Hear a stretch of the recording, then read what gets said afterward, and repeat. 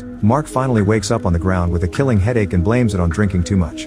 At that moment he smells something weird and turns to find a dead rat covered in flies. A startled Mark sits up and realizes he is inside a very strange room. It is empty except for a locker against the wall and the light on the ceiling. The big iron door indicates this is a vault. Mark tries to open it but the handle will not even budge. Then he pounds on the door and asks his friends to open it, thinking this is a prank by them. However, nobody answers. When he tries to use his phone, he has no signal.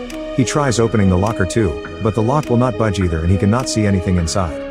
When he tries to sniff the locker, the flies bother him again. Mark looks for security cameras, but he cannot find any. He threatens to pee in the room if he is not rescued soon, and since there is still no answer, he pees on the wall while insulting his captors. For the next few hours, Mark just sits around and talks to himself, trying to guess how he ended up here but not remembering much. He realizes that if someone does not pick him up soon, he will have to poop on the floor too. Then he starts yelling, saying that he is hungry, thirsty, and needs to call his boss because he is missing a day of work. He begins pounding on the door and even takes off his belt to make more noise, but it is all pointless. After several minutes of complaining about the lack of answer and the smell of the dead rat, Mark starts kicking the locker, which does nothing either. Then he climbs on top of the locker and demands to be let out, yelling again to no avail. The next day, maggots have appeared on the rat's body. Mark has slept on the floor again and wakes up to notice nothing has changed. He checks his phone and when he accidentally drops it, it breaks. It was not useful anyway since he still has no signal.